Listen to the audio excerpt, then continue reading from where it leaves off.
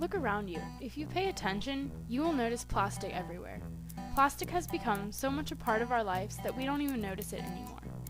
Perhaps you've bought a new product lately. Let's pretend it's an MP3 player. The player itself was plastic. The packaging was probably plastic. So much plastic that it took a ridiculous amount of time to open it when you got home. But before you left the store, you probably swiped your plastic credit card, plus got a plastic bag to put all your plastic in. Despite all the green and environmental groups that are in the US currently, we are still using and disposing of items at an enormous rate. But this was not always the case. Plastic revolutionized the producers and the consumer. Then the reaction was a love of the new material, and the reforms regarding plastic were concerned about health and the environment. Deal. Just one word. Yes, sir. Are you listening? Yes, I am. Plastics. Exactly how do you mean? There's a great future in plastics. Plastic can be a very broad term. There are different types of plastic with different resins and uses. The synthetic plastics include bakelite, celluloid, polyvinyl chloride, cellophane, and nylon, just to name a few. Celluloid was the first plastic to have been invented by John Wesley Hyatt in 1867. It was invented to replace ivory in billiard balls, since ivory was a resource that was feared to run out. Unfortunately, it did not work for Hyatt's main purpose, but by the 1880s was in game pieces, jewelry, knitting needles, and even on postcards. By the 1940s, celluloid was mainly just in calendars and toy animals.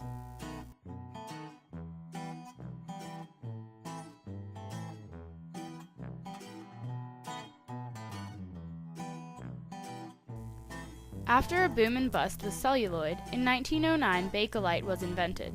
It was introduced to the world at the Chemist Club in New York by Leo Baekeland. Unlike celluloid, bakelite was an innovation rather than a substitute, because not only did it succeed at replacing billiard balls, but then it was molded into buttons, radio cases, lamps, dressers, and many more products. Baekeland was called the father of plastics in Time magazine. The next major plastic to come into the world was cellophane.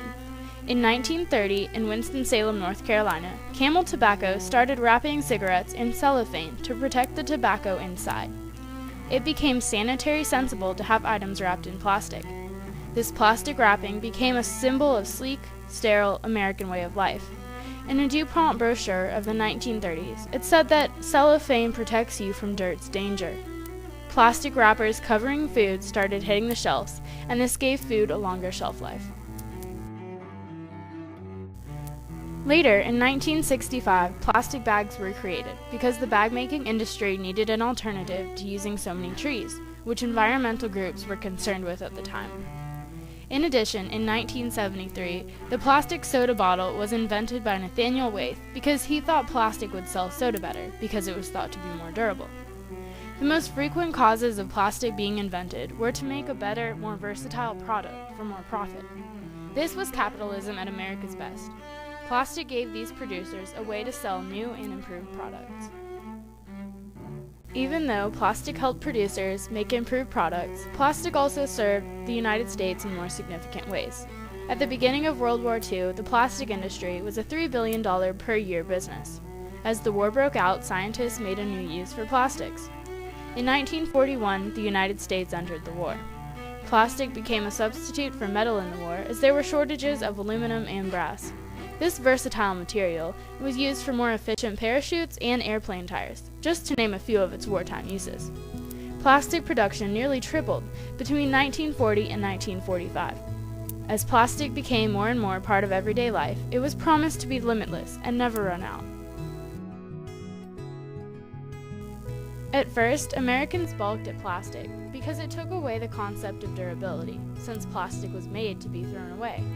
They quickly got over this perception, however, as they saw all the ways plastic could improve the ease of life. A 1974 newspaper article stated that the shopping bag was now a status style. It said that plastic bags represented good taste and refined interest, and it only took one purchase to receive a bag. Is it really that important to have things so convenient that you can't carry a glass water bottle and refill it a bunch of times? instead of having so many, drinking 20 ounces of fluid and then tossing it away. Like we said, 80% of the plastics in the water bottles do not end up in recycling programs.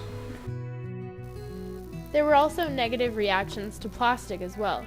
In 1963, the Food and Drug Administration said that 3 brands of plastic toys caused a skin rash and were being taken off the market.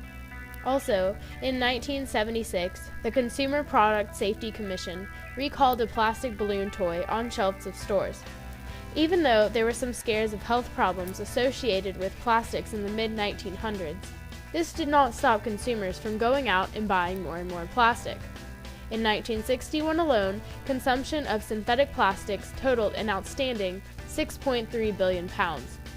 And in just 1 year, this was increased by 14.5%. With such a fast-growing product, this was a harbinger for reform in the near future. In 1980s, researchers estimated that there were 100,000 marine mammal deaths per year in the North Pacific related to entanglement in plastic nets and fishing line. Land-based sources from our streams and rivers, from littering, account for 80% of all marine debris.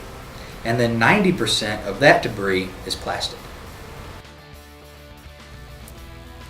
The effects of plastic on the world came along with reformers and actions taken, in hopes of helping with negative effects. One of the first people to see a problem with plastic to the environment was Barry Commoner. In 1971, he wrote The Closing Circle, in which he argued the innovative idea that nature could not break down plastics. He predicted chemicals were being released during plastic's use and while plastic was in the ground at a landfill.